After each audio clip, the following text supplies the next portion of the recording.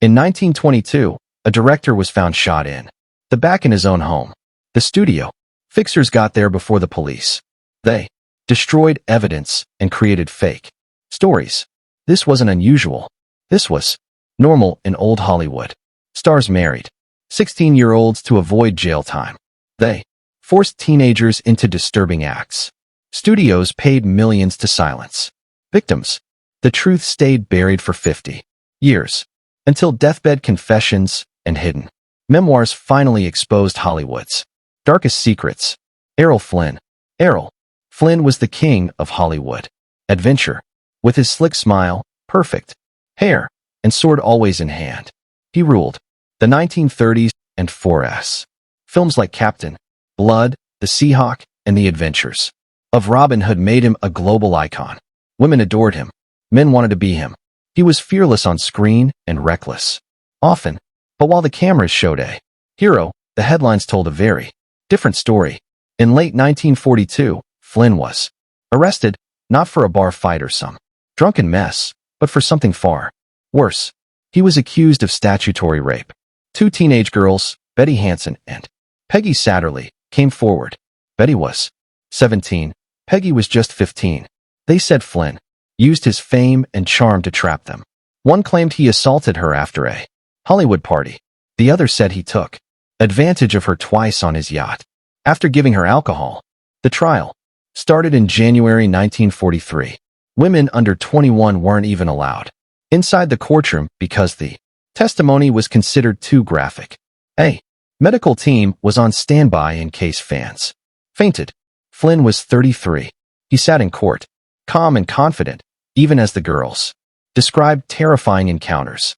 Peggy said his attack was so brutal she thought she might die. Betty said he locked her in a room and forced himself on her after plying her with drinks. But Flynn wasn't going down without a fight. His lawyer, Jerry Gisseler, was one of the best and brutal. He tore apart the girls' reputations. He claimed they lied about their ages, chased fame, and were only out for money. He even brought a broken door into the courtroom to prove Flynn couldn't have locked Betty in. They said Peggy used fake IDs to get into clubs, making her look older than she was. The defense didn't just defend Flynn, they attacked the girls hard. Flynn didn't shy away from the spotlight either. He smiled at the jury, flirted with female jurors, winked at the crowd. He never once admitted guilt. He said none of it happened. Meanwhile, the jury, 9 women and 3 men, had their names and photos splashed across newspapers. They were under massive pressure. Hollywood was watching. The world was watching. After 21 days of explosive testimony and 24 hours of tense deliberation, the jury reached a verdict. Flynn walked free. The courtroom erupted. Women in the crowd swarmed him, screaming, crying, even tearing off buttons from his coat as souvenirs. From that day on, the phrase "in like Flynn" became a part of American slang, meaning you could charm your way into anything, even the worst situations. Roscoe Arbuckle. Roscoe "Fatty" Arbuckle was one of the biggest stars in early Hollywood, and not just because he weighed 266 pounds. In 1921, he signed a $1 million deal with Paramount. That's over $16 million today. At the time, no actor in Hollywood was paid more. His face was everywhere. His comedy lit up silent screens, and he was in the same league as Charlie Chaplin and Buster Keaton, who were also his close friends. But everything changed over one weekend. It was Labor Day 1921. Arbuckle was in San Francisco hosting a wild party at the St. Francis Hotel. Among the guests was a 30-year-old actress named Virginia Rapp. At some point during the celebration, something went horribly wrong. Rapp became violently ill in Arbuckle's hotel suite. A doctor came in, thought it was just alcohol, and gave her morphine, but her condition got worse. She was taken to the hospital, and 4 days later, she died. The cause, a ruptured bladder that led to peritonitis. It was said she already had bladder problems made worse by alcohol, but the truth didn't matter. Not anymore. Virginia hadn't gone to the party alone. Her friend Bambina Maud Delmont came forward with a shocking claim.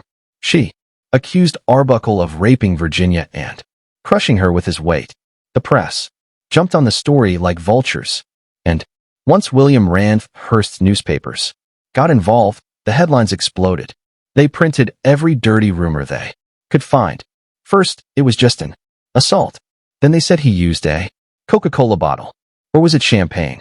The story kept changing, but the public didn't care. They were hooked. There was no evidence of rape. Doctors found nothing. Later it came out that Delmont had tried to blackmail Arbuckle, but by then it was too late. The outrage had already taken hold. Police arrested Arbuckle and charged him with murder. The charge was later reduced to manslaughter. He went to trial 3 times. The first 2 trials ended with hung juries, but the third was different.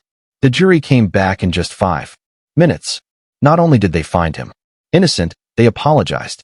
In their words, Arbuckle had suffered a great injustice, but the apology didn't fix what came next. Even though he was cleared, Arbuckle's films were pulled from theaters. The studios didn't want his name anywhere near their movies. He couldn't get hired. He had to work under fake names just to keep going.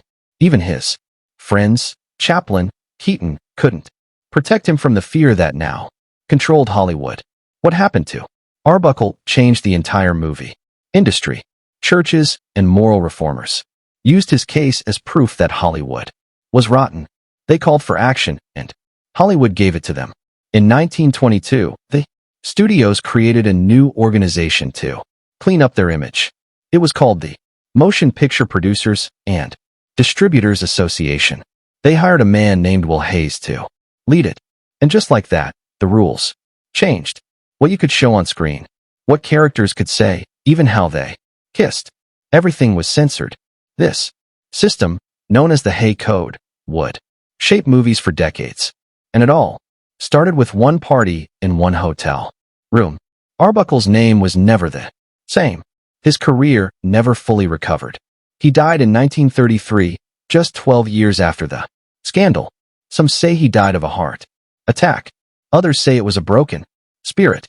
Either way, he became the first casualty in Hollywood's long war between fame and scandal.